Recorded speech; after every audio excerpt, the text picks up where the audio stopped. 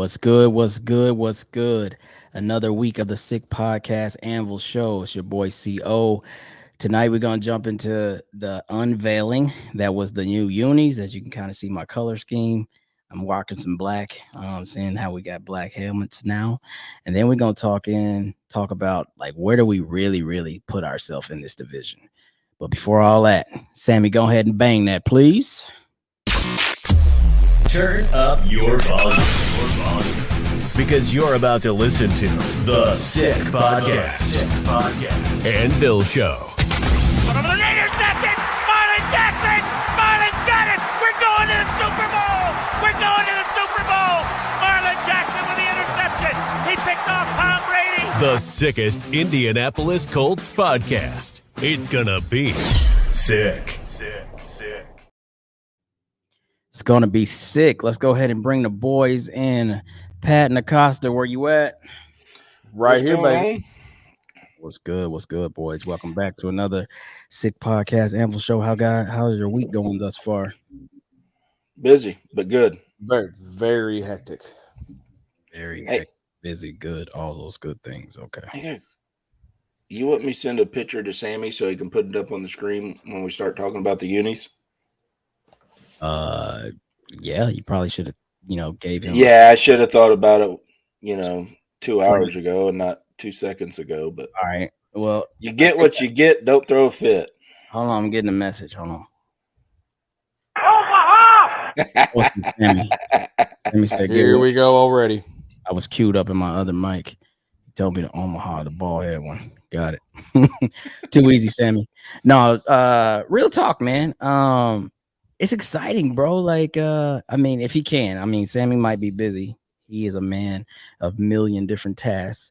So if you can, Sammy, you guys posted it on the page today for us. Thank you for that.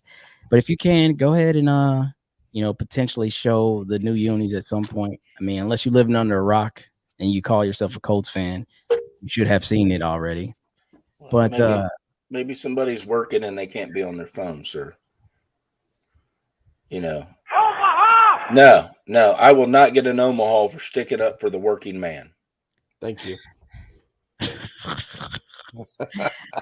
Anyway, so going back to this uniform. No, so what's really cool about the uniform is I think forever we always thought that we would never do something outside of our norm, right? Like we just are so traditional all the way back to 53, basically, right? Just the old white and blue with the white helmet and the blue horseshoe on the head. But for years, the fans have been, clamoring for a brand new something. And man, I think we were all surprised to actually see, the black helmet that's been in play for years actually come to real life fruition for us. So I'm super amped. Like I want a helmet now. Like, I'm definitely getting a jersey. That's the easy part. Definitely getting a jersey. But I want a damn helmet now. Like, dude, it's gonna be so sick. And we rocking these I think against the Browns week 7, and they'll be wearing their new white helmet. So it's gonna be like some white uniforms. Yeah, they got new white uniforms with like brown stripes on them.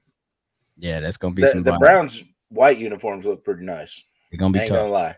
That's gonna be a nice game to be at, to just kind of see these uniform clashes, man. But I'm super stoked, man. What do y'all think about the uniform? Well, like Heather Lloyd, a local TV personality here for I think CBS or Fox or somebody like that, she tweeted, "Don't you think it's funny that they're calling the uniforms nighttime or something like that?" Indiana Nights. Yeah, and we have no night games this year. Oh, I didn't even catch that. I didn't either until I read her tweet, and I was like, "Yeah, they might have come up with something better than that." Yeah. But my overall impression of it is they're sick as hell. I think so. Absolutely sick as hell, man. I freaking love them. I think so. I'm not against traditional, because that's what you grew up with. But a change here and there, yeah, I think it's good. I think it's a good look. It was time, man. Like, think about it, bro. Like, remember a couple of years ago when we changed like some very, very small things on like this part of the jersey? They added like the C or something, and then they they did something else very, very subtle on the back of the helmet or something, and people were like, bro, what? Like, you could barely even notice that, and you damn sure can't see it like while the game is happening. Like, so what was that? So I think Jim Irsay, I think Jim Irsay is very traditional, so it probably took a lot of coaxing, right? But he got a young crew now, right? A bunch of young crew on his staff, and we're trying to change how we do things on the field, so why not change how we look in the process? Maybe it's his daughters. Who knows? Pulling the strings on those, because they're younger. They got more of a different vibe to them than just being old traditional. Dog, who knows? But however it is. Hey, we can ask Ballard that next week. Good. Oh, plug. Yeah, baby.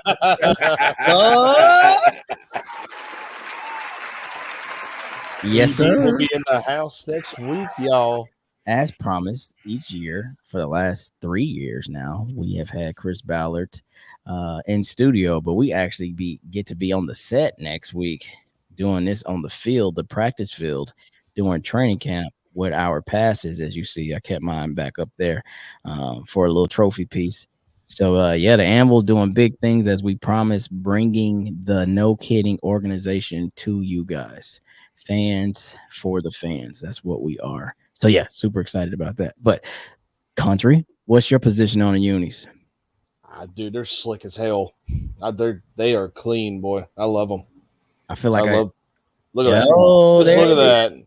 Look at that. Yeah, it is. Thank you, Shane and Sammy. You guys are freaking awesome.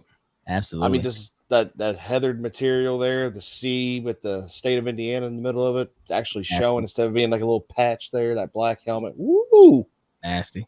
And they really, when the guys accessorize themselves, it's really gonna be dope. Like, to see how they come out with their little spats or whatever they decide to wear, just to kind of like give it a little bit more flair. And here's what I have to say, right? Before we go forward, bruh. Listen. Oh shit! There's so many fans that you can never please. So I've been like looking at pages all day to include ours from the posts that were made, and then I just been looking at other Facebook pages, that are football, related, and everybody's like either cracking jokes both against our organization, meaning like they're not part of the fan base, and within the organization, meaning they are part of the fan base, and they're saying, oh, these look high school, they look cheesy, what is this heathered material? It's a reason why people don't use that. I'm like, you can't please people to save your life. Like, we've completely done something like way out of our norm, and they still have reason to complain. I'm getting tired of this shit. That 95 to 98% of the fan base was asking for. Exactly. You finally get it, and now you're pitching. Oh my goodness, bro. So for all of them that don't like it, shit, like, we just got to learn to just be a little bit more graceful and have a little bit more, like, I guess, humbleness, because damn, man, you ask for something and then you get it and you find a way to make it like a bad thing. Like, we haven't even seen these things truly on the field and in person. And I'm telling you right now, there's been some people that came out with some ugly combos, and this ain't one of them, right? Like, no, this is not one. Oh, hell no. This is clean as hell. I mean, we have a saying down here where I'm from called "Suck it up, Buttercup." I tell you what, I am extremely excited to play Madden this season because it's the only uniform I'm playing. And with that, let's bang this into the next topic.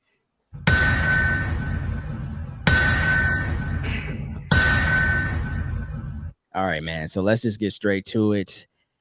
A lot of chatter here last week, basically, with the signing of D-Hop to a rival and one of his own ex-rivals. D-Hop, if you don't know, right, he spent his first 7 years, I believe, in Houston, then spent a couple out in the desert with the Cardinals, and now he is a Tennessee Titan, following the line of several other, at one point in their career, top-notch receivers, Randy Moss, who else we got? Julio Jones, Andre Johnson. And so they've called Tennessee the graveyard for receivers. And then so there's a lot of hate. It's kind of how they call Indianapolis graveyard for the quarterback. This is facts. So it's a lot of hate, a lot of slander toward, not necessarily D Hop, but just the organization that is Tennessee, and how he won't be what he once was, and they don't have good quarterback play at the moment, and yada yada yada. What got me to thinking, like, let's just break down the division without getting too in the weeds. Let's kind of just talk about the hype train, right? And I think we have to start with the division winners. Okay. So I'll kick this off. Never in my life, right? Like ever, have I seen a team that finished one game above 500 have so much hype as if, oh my God, the Super Bowl is already theirs to lose. Now, I'm not hating, right? But sort of, kind of, I am. The Jags were 9-8 last year. Sure, they finished strong. They won 5 straight. They had the ugliest game ever, talking about the competition level between the broke down ass Titans and them for the division title on the line. Because at that point, the Titans had dropped 6 in a row. It would end up eventually being 7 in a row. But that was what won the title for them. And of course, now with, I guess the little bit of hype that, is Trevor Lawrence. I say little bit because it's not like he had a season that was MVP caliber. I mean, he played decent. But now that little hype train from last year got them like one of the strong favorites. And I have no idea how this is even possible. And to then compare that to the year before where we were 9-8 and we're laughed at. Mhm. Right? Like, so I'm like, so you go from one year where 9-8 doesn't get you into the playoffs, and then the following year in the same division, 9-8 gets you the freaking division title. And it's just like, yeah, I guess you're only as good as your last outing. So for that, clap them up, I guess. But at the same token, it's like, let's be realistic. The Jaguars were not like 14-3 last year. They were not 15-2. I mean, come on, bro. Like, so let's start with them, man. Like, is the hype real, Patrick? I'm going to say no for a couple of reasons, because what I've seen out of the Jaguars last couple of years is their offensive line has been their Achilles heel. Okay. During the draft, I went back, looked everything up. They spent their first pick on an offensive tackle. Okay. But the rest of the draft, they only drafted one other lineman, one other tackle. And then in free agency, they only picked up one right tackle, Josh Wells. Okay. So the NFL, spits out grades for everybody during the draft. They gave the Jags a C-. And I could absolutely agree to that, because they got a running back, they got a couple wide receivers, they got a tight end, they got a safety. But where you're hurting at, you only drafted 2 people out of 9. To me, that just don't make sense. And I'm sorry, but yes, I'm old school. Everything starts and finishes in the trenches. You will never be able to change my mind on that. But they paid some people last year. I think they even paid some people this year. They retained some of their players, Right. yes. As far as But like those are the same players that I'm seeing as the Achilles heel to the team. I see. Now, if they could secure that offensive lineup and give Trevor time, maybe the hype would be real, because he's not going to be on his back. He's not going to be scrambling. He's not going to be running. Okay. But that's my take on the Jags. I mean, there's a lot of hype, and I get it. The trenches, right? Like, that's where the big boys play. But their hype is, Calvin Ridley coming off of suspension. Like, that was the hype. Okay, of course they bringing back, the kid Christian Kirk that they paid a lot of money, and surprisingly he had a hell of a year. They just re-signed their tight end, Evan Ingram, who was kind of like, he had a couple seasons in New York, and then no kidding, he had a decent year last year. Yeah, Ingram did real well last year. Solid I had him on my fantasy team. Yeah, I mean, they got a solid running back. Yeah, shit, but he's super explosive. He can take any freaking run or screen pass to the house. And and then of course Trevor Lawrence. And so it's like, is that enough? You know what I mean? They've lost some pieces on defense, right? You know, they traded, you know, some people years ago, and they're still trying to like, you know, bring that back. But they have some strong people on the defense too. Josh Allen, you know, a couple other guys. So I mean, ultimately, just talking about our division, we're not gonna, you know, this is not a Jags podcast, so we're not about to predict them in the league. But you know, on paper, they are they well, in real life they are the division champs. But on paper, are they the best team in the division? Acosta, what you think? I'm also going to say no, just due to the fact that I think what they're seeing, the hype that they're hyping up, is actually the potential that this team actually can have. Like Pat said, there's holes that need to be filled, and there's positions that are lacking, either talent wise, injuries, well, just whatever. I mean, they have a good coach in Doug Peterson. I mean, he's done more with this team than the past 5 or 6 coaches that the Jags have had, probably. So we can't. So his play calling is really adjusting or really taking a hold of this offense, and we've seen that this year with some explosive plays that they had. Right. So I think the hype is actually more potential than what they can be if they make the right moves and get them a stronger defense, better offensive line. Just get Trevor Lawrence to that MVP level, give him a chance to play. But yeah, the hype's just potential that people are seeing. It's not necessarily they're a threat. I mean, Not a threat. just for lack of a better word, they're not. I mean, the Texans are struggling right now. We struggled last year, and I mean, the Titans were So, facts. But our division is getting very, very competitive this year, though.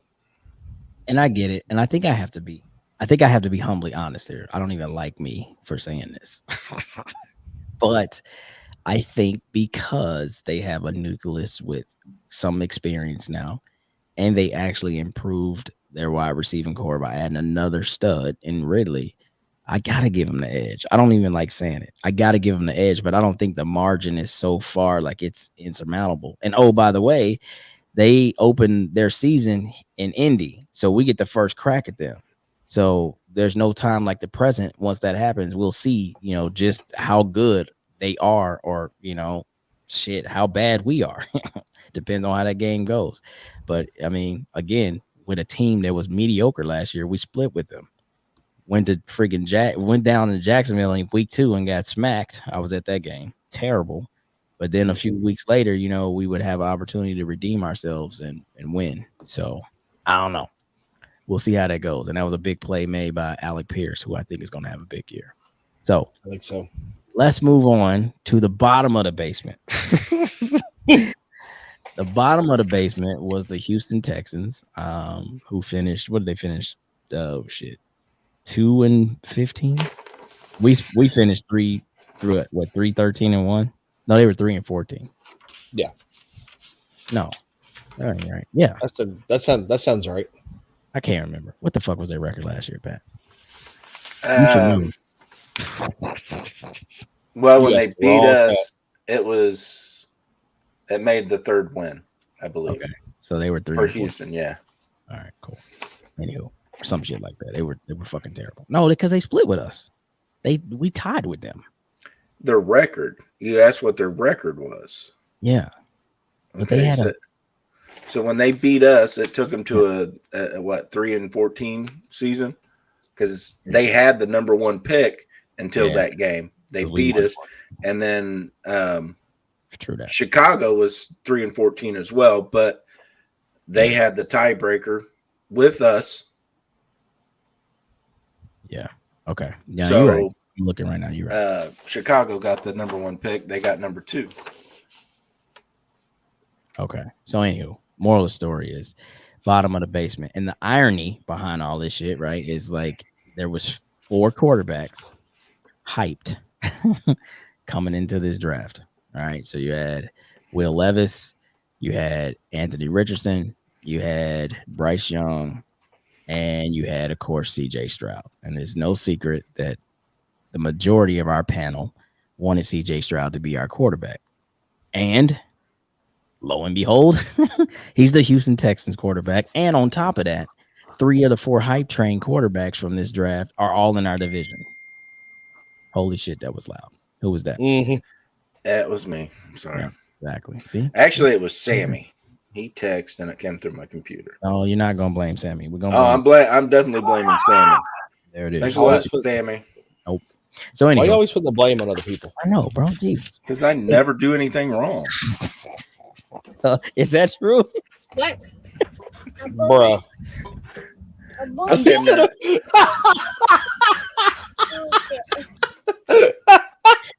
Was that not the perfect? I bullshit. I love it. that little kid. Oh my god, His facial expressions are funny too. I bullshit. So no, so the Texans getting CJ Stroud and pairing him with the guy that they had last year in their running back room, Pierce. Then they also have a pretty young receiving core, but they didn't get to see much out of him. Talking last year with what's his name out at Bama. He had the health condition. Oh, you know the kid. Come on, the Texans. Will Anderson Jr. Oh my! Is that who you're talking about? That's a defensive end. You said the kid that they drafted last year. Oh, Jesus. Stingley Jr. Omaha again. Omaha. That's a cornerback. The receiver, Patrick. The receiver. I didn't hear you remember say he had receiver. Because he had he had cancer or something, didn't he? Cancer. Yeah, starts with his last name start Mechie. John Mechie. John Mechie. Jesus, this man is named everybody but the coach. No, anyway, so they get to see him on the field this year. So they got a little something to talk about. I mean, the Pierce is a hell of a running back. He surprised everybody. I think Mechie is going to be pretty great. I think CJ Stroud is going to be solid. You know, I don't know how all that comes together in year one. I don't have huge aspirations for them, but I think especially with a new coach too. New coach, new everything, new offensive coordinator. They got new everything. I mean, it's brand new, and I get it. It's a lot of hype down there because they feel like they are preparing for the future. And I think that you have to. I mean, damn, I was at the draft and they, like you already said his name, but they pulled the back-to-back combo out of that was nuts. CJ Stroud and Will Anderson. Nuts. Yeah, and most people had Will Anderson hands down as the best overall player in this draft. So who knows? I mean, they might end up having the best 2 players in this draft in the next 3 to 5 years, depending on how these guys, progress and develop. And I really like CJ Stroud. So just because now he's not a coach, I'm not about to pretend like, oh, he's about to stink. Like, I think he's going to be pretty damn good. You know what I'm saying? And the verdict is still out, like on if my complete opinion switches. Now, I'm super excited that we got who we got based on where we drafted and what happened in those first couple picks. Because that was scary, sitting there, like I was telling everybody, like, and we talked about this a million times. Number 4 never felt like it was so far away. Like number 4 felt like draft day 2, pick 30. It really did though, with all the moves happening in the first few spots. It's like, what is going on right now? Everybody was taking every minute, and that always happens. Everybody always takes all the time in the first couple picks. But ultimately, what I'm getting at is just like, damn, like 4 has never felt so far away. Like I was like, man, 3 is real nice right now. It would have been real nice. 2 would have been even better. You know what I mean? But maybe because the way the chips fell, and I honestly think sometimes it can go that way. Like you lose having to make a choice, and that makes you feel better.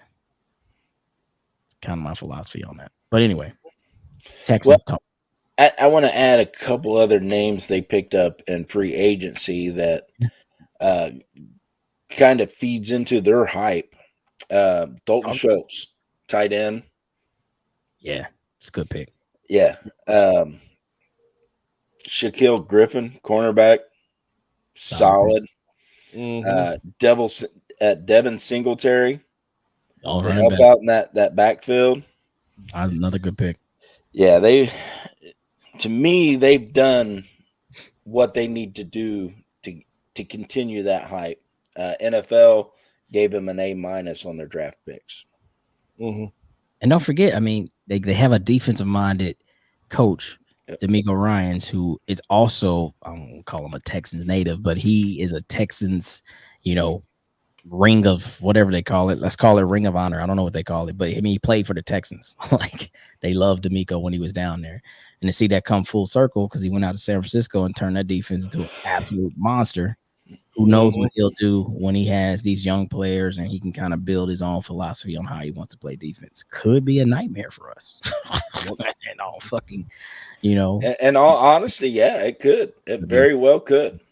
Could be a nightmare. If this coach can get everybody together, playing on the same page, they're going to be tough. Yeah, there was days when Houston's defense was not to be messed with. They had some really good pieces. I mean, remember the J.J. Watt, Brian Cushing days, D'Amico Ryan? Shit, bro, they were tough. They were tough. And then they got Clowney to join that. Yeah, he was on there for a minute too. Jesus Christ, I forgot about that. Damn, I probably played a lot into Andrew Luck's fucking decision. Jesus. Okay, so Acosta. I mean, so Jags. I had them at the top. Y'all didn't have them at the top. But where do you have the Texans? I think right now, the Texans are going to be a solid, probably solid 3 spot. Really? I think so. I think this team's really going to mold together and mesh well good. Maybe not so. I mean, okay, realistically, this year I got ahead of myself. This year they still might be at the bottom of the barrel, but they're getting more to the top of the barrel, though. You know what I mean? They're going to move up a few notches in the barrel. But we're going to see this team blossom into something that's going to become a powerhouse in our division. I mean, I think overall, over time, 2 or 3 years, I think they're going to outshine the hype of the Jaguars. I really think so. If the Jaguars don't make good moves in off season and drafting good players in the next 2 or 3 years, the Houston Texans are definitely going to be the biggest threat. With, in Tennessee, I know we're going to touch on them here in a second, but in Tennessee, you had probably Derrick Henry not lasting much longer. The whole Tannehill situation there. Will Levis being third string right now. But I mean, I think they're going to be in a rebuild year here in, the next couple of years. So Houston's definitely going to be coming up strong. We can't underestimate them and the talent that they have and that they've built. Wow. Okay. Pat, where you got them at? 2. They better than us? Oh, yeah. I got us number 1 in the division. My bad. What the hell is wrong with you? Omaha. Thank you. I got ahead of myself. But yeah, you got the Texans too? Yeah. Wow. Yeah. Just, man, looking at this sheet of paper in front of me, that's wild. They've gotten tough. To me, it's really going to come down to how that coach can put everybody together. In year 1, though. In year 1, if he can put everybody together, they are going to be tough. But I don't think they'll be tough enough to take us out. Yikes. Them motherfuckers is 4 for sure over here. But damn, Pat. Well, that's you. They 4. Okay. That's your opinion, sir. All right, well, shit. We'll remember this at the end of the year. Okay. We'll go back to this show. I know, because I'm going to be contradictive, man. Between what we chose as far as our records go a couple shows back, and then now I don't even have us. I don't know if I have us winning the division, like I said, but we'll get to us. I think the Titans. I think Houston's 3 in my book, because I think something in my gut tells me that something with Tennessee is going to happen this year. Like, they're just going to fall apart or something. I don't know. I think somehow they're going to have the worst record in the division this year. I don't know why. Something tells me that. It's just we hate them, maybe. No, it has nothing to do with hating them. That's for me. Okay, I'm sorry. I had to clap up our hate. It's unacceptable. Okay, and we're kind of working with Titans guys, and we work for a Titans loved organization and all kind of shit. Like, we should probably watch how we step. It's gonna be a landmine. Just kidding, Sammy. Just kidding, buddy. Just playing. No, okay. Let's talk about the Titans, man. All right, so they had won back-to-back titles. They were off to a great start last year, 7-3, and then the absolute wheels came undone. The axle the transmission, everything. Like He said, clutch went out. control arms. The control arms gave out. I mean, Jesus Christ, it's injury after injury. Like just Tannehill just went downhill, and then they started picking up quarterbacks from the flea market. Like I don't know what was going on. And so, in doing that, they fired their GM. They bring in Ron Carthon out of San Francisco. He immediately says, you know, hey, we're going to make some improvements, but right now Ryan Tannehill is our guy. And they end up taking Will Levis in the second round. So then there's that. Derrick Henry is older, 1 year older. Has he lost a step? Who knows? Is he still a top back? I don't know. We already talked about they picked up D-Hop. They have a lot of hype in Trayvon Burks. But overall, this ain't the team, in my opinion, that stepped on the field the previous 2 years when it was like almost hands down, they're the best team. Like, despite the things that they might not have done well, they were like a dink and dunk team, super West Coast, play action, throw the ball. They were still, on paper, the best team in the division. And their defense was strong. And they still got pieces, you know, Kevin Byard. They got their big guy in the middle. What's their big guy name? Jeffrey Simmons. I don't know what's going on with the linebacker They core. signed him to a huge contract this year. Yeah, they did. Absolutely. So, you know, like they have pieces, but you know, I guess the consensus the consensus everywhere within the division and out is just they're not that team anymore. And they had made the playoffs like 3 or 4 consecutive years until last year. And so I think that on paper, as we sit, we're in a better position than them. And so to me, they're third in the division. And I mean, the pendulum could swing, right? Because for whatever reason, Vrabel has a lot of that Bill Belichick energy, and you never really count him out of games. I mean, they could be getting smacked, and they rarely end up losing that bad. I've seen them like make some comebacks, still lose last season, but it's like, damn, like I feel like the other team should be beating them by 50, and they still can kind of be in the game. So I mean, they do have that, you know, and then right now I think Vrabel's the best coach in our division. I mean, even with Doug Peterson, who was a Super Bowl winner, I mean, coming off a 9-8 season, they won the division in his first year. I get it, but I mean, Vrabel has done it longer in our division, so I still think Vrabel's the best coach in the division. But they're still third. Pat? Thoughts? Well, that's part of the problem. Is Vrabel is a good coach. Yeah, He'll find ways to win, which means they're never going to be high up in that draft.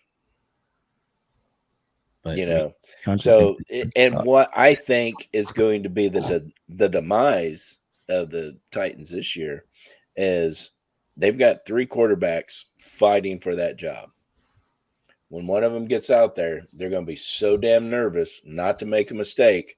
They're going to make a bunch of mistakes. And I think all 3 of them are going to do that. And ultimately, that's what's going to hurt them. But Tannehill been starting for 3.5, 4 years. Yeah, he ain't starting this year. Yeah, they already said he was. Who's going to start? Malik Willis. Man, go to sleep, Pat. What? They've already named him the starter. Yeah, what are you talking about? Malik Willis is not starting, bro. Stop. Malik Willis might not make the team, B. He might not. None of them might. I don't know. That's the way I see it. I could be wrong, but most of the time I'm not. Like we talked about earlier. None of them. What are you on tonight? Carson Wentz is still available, and Matt Ryan. What did you ask me, country? I said, what are you on tonight? He said none of them might make the team. My Lord. Can you let me tell right? Say your mom. What'd you say? You're always right? Is that what you said? Usually right. What? I mean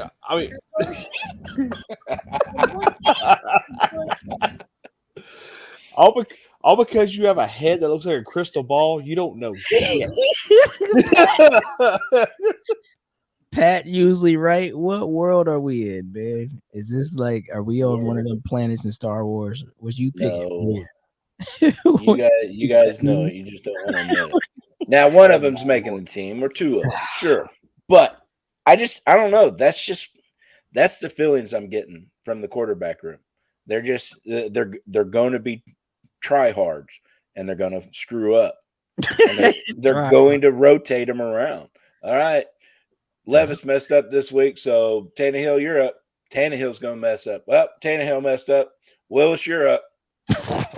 And it's just going to be a giant freaking circle like that. That's what I see. Like that. Okay, so if Pat's theory is right, if Pat, I didn't say you were, if and that's another reason why I have him at 4 in the division.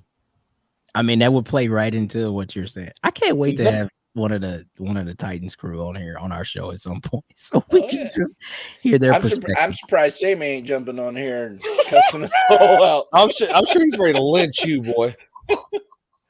Omaha! How many Omahas is that for you tonight? Good Lord. I don't know. I'm the Omaha King tonight, I guess. Let me get my life together because it's out of control. Okay, so I think the Titans are 3rd. Country has them at 3/4. You have them where, Pat? I got them at 4. Even with D-Hop. Yep. Hurts. I mean, D-Hop is a game changer, but if your line ain't blocking for you and your quarterback's throwing it at your feet, I don't care how talented of a receiver you got on your team, he's worthless.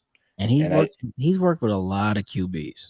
Yes. Of them that have but not top tier. He's worked with several good ones. Deshaun Watson and him was a damn good combination.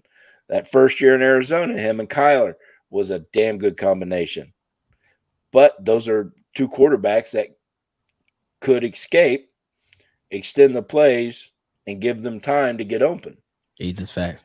Is Tannehill that guy? Not is anymore. Tannehill a Deshaun? Is Tannehill a Kyler? No. What about Levis? He's more of. What about Malik? More of, but they're not.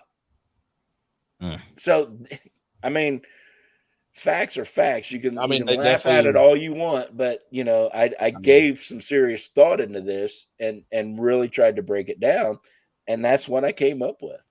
I mean, I could be completely wrong, absolutely. But I don't see a monster year from D-Hop, but I think he gives them an element of consistency that they wasn't able to get from Robert. What was it? Robert? Who was they get? Robert Woods. They had last year because he got injured. Julio just never came into any kind of space that was old Julio.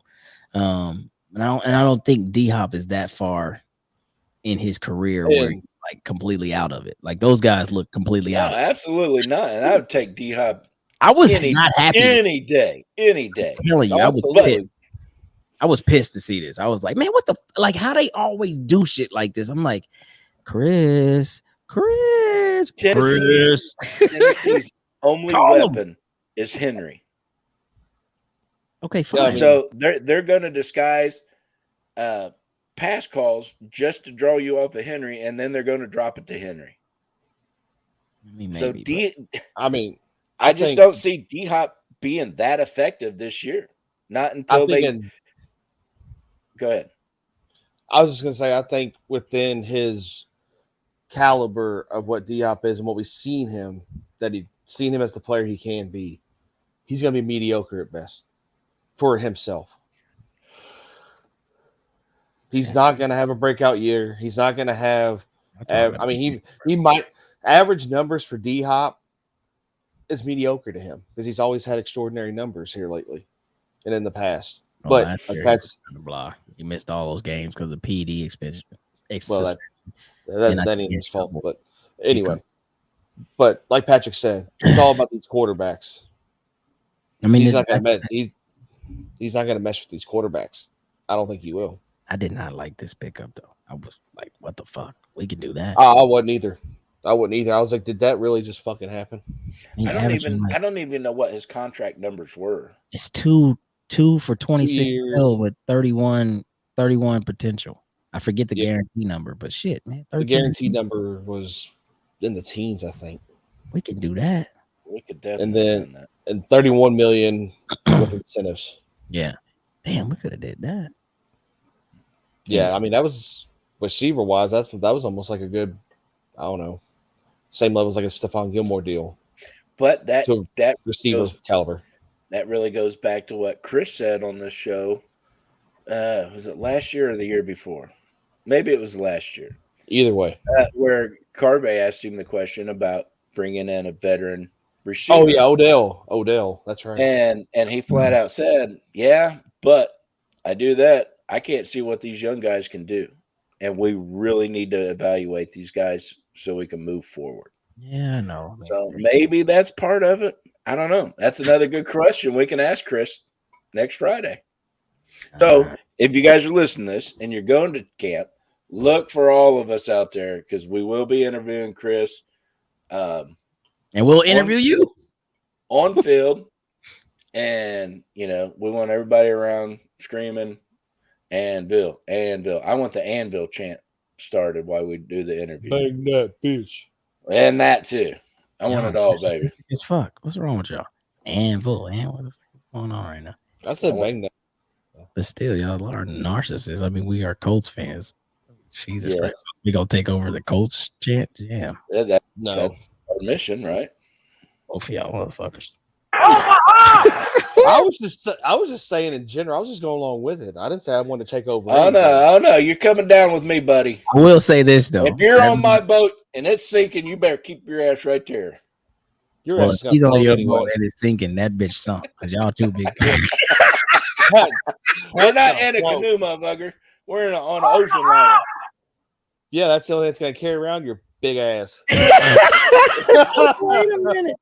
Okay. All right. Okay, So look. This is Wait a coming minute. from a guy that's sitting there looking like Winnie the Pooh. Wait a minute. Big ass. When did Look you at you. turn the Maury? I want some honey. What? Bruh.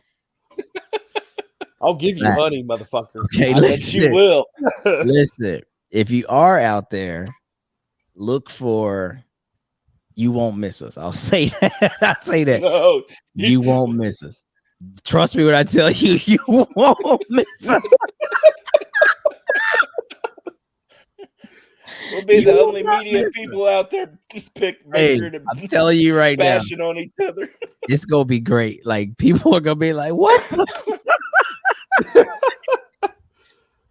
I cannot wait. It's gonna be a great day next Friday. I mean, if I could make it any easier for y'all, just look for the 6'1", 280-pound guy with a mohawk. It's gonna be That awesome. looks like Winnie the Pooh. It's gonna be awesome. Okay, now then we're not even done yet. Damn, we gotta talk about us. All right. So the hype train is real. Anthony Richardson has been brought in to be our savior at the quarterback spot, which is why most experts say this is not the year for Indianapolis. Nobody's giving us any type of love for doing anything out of the abnormal this year. We are expected to have a very, very mediocre season, below 500 type, even though we have great pieces. We're 2 years removed from having 9 Pro Bowlers or whatever it was. And yeah, nobody thinks we're going to do anything. It is not to question pieces such as Jonathan Taylor, some questions towards Michael Pittman Jr., some questions on the health of Shaquille. And of course, the defense, we don't really have a strong cornerback room, a lot of potential there with the rooks and stuff like that. So there are holes on our team too, which is why after really like sitting back and thinking, and though I don't like to admit it, I don't see us as the overall number one in the division. Even though I think I picked us to be 10-7, maybe. That could still end up being number 2, right? Because maybe the Jags end up winning 11 games or something. And I don't even like to say that. But if our division is still this weak and they sweep our division, shit, that's 6 wins right there, right? So I say this to say, all right, we're going to talk about it. I have us at 2. But you guys feel like we're 1 with all the questions. Not me. You don't have us at 1? Who's your 1 then? Jacksonville. You didn't say that. Did you say that? You didn't Not say at that the time. shit. Yeah, I know you get a fucking. A bullshit. you just want an excuse to hit that button again. I know, but you didn't say that to start the show. You was like, wait a minute, now he got Jacksonville one. I'm tired. I may have. I don't know. I may have. But I'm tired as hell, dude. Oh, country's out of it. I'm Okay, you know I am. what? Video. Sammy, take country the hell off. I'm just like, all right. So we'll start with you, country, so we can wrap you up, One. put you to bed. We're one. Yes. Or we're one. 4. We're one. We're one by the skin of our teeth. We're one by the skin of our teeth. Oh my God, I'm so done with y'all. I think we edge it out in the division wins. Overall wins, I think it's going to be close with that. But divisional wins year in the South. But yeah, we'll be kings of the South either next year or the year after. Okay, Pat, where you at? One. I honestly think the combination of the new coach, the new quarterback, is going to surprise the shit out of the entire league. I truly believe that. I want so bad to be the Mahomes second coming. So bad, bro. Like, I just want everybody be messed up. Absolutely. Run shit. But I don't know if that's this year, man. Damn it. I hate sitting through seasons that are just. I mean, we didn't have a podcast, but can you imagine having a podcast in like 2004? He's like, yeah, the Colts about to just rip shit up. Like, it would have been so great just to be like, yeah, this is easy. Like, we win 13 games every year, or 12 or more. Like, we had like, I don't know, 6 years of 12 straight wins or something. It was insane. We were winning this team of the decade in 2000s. Like, even though we only won upper quartile. It's crazy, man. I don't know. Anyway. But we are where we are, and we podcast through the poor years, as I call it. We are poor right now. So hopefully say the humble years. Don't get it too degrading. Okay, the humble years. I won't degrade us too much. But yeah, I mean, we can sit here and beat our chest and feel like we had the best draft picks. I mean, year after year after year, we kill it in the RAS department when it comes to the draft. Our team does an amazing job, but that has not panned out. Wins, division titles, playoff wins, you name it. So at some point, it's going to be time to put up or shut up. And it's got to start happening much sooner than later because of all the positions that have been drafted for need, and we know this player is going to make a difference. This is the first time we've drafted that quarterback since Andrew Luck. They're like, okay, this ain't one of them dudes we're stashing. Like, this dude's got to be out in front. And I think he's ready to do that. I think so too. All we can do is I honestly, man, I'm not kidding you guys. I really think we shocked the world this year. Okay. Well, I really do. For win. So we'll see if we shock the world. So hopefully we're able to get, a good whole panel here with a representative of every team. That'll be the goal for hopefully our next show, but a show at some point. We're going to work with Sammy and the crew to try to make that happen. But I would love to hear everybody's, pitch. And I hope that they would want us to come on their show as well and kind of give our thoughts when they're talking to their fan base. You know what I mean? So that's what we do this for. We're sure we're going to, shoot some hate and learn to get some new friends and stuff like that. But yeah, this is going to be interesting because really this is a division that is wide open, and it's wide open not necessarily in like all the teams are good. Remember the hype that was, what was it, the AFC West last year, and that shit was a snooze. Remember, Russell Wilson, the Raiders, the Chiefs, what's the other team out there? The Chargers, and all that shit outside of the Chargers was kind of blah.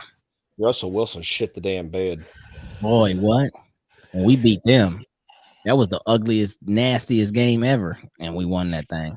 We beat them 14-13.5 or something like that. It was 13-9. It was 12-9 or some shit. It was disgusting. It was low scoring. It was absolutely disgusting. It was. Yeah. About like Pat's face. Okay, you know what? And on that note, Sammy, take us out of here. And that's a wrap. Hope you don't miss us too much until next time. Follow the Sick Podcast and Bill Show on YouTube, Instagram, Facebook, Google Play, and Apple Podcasts.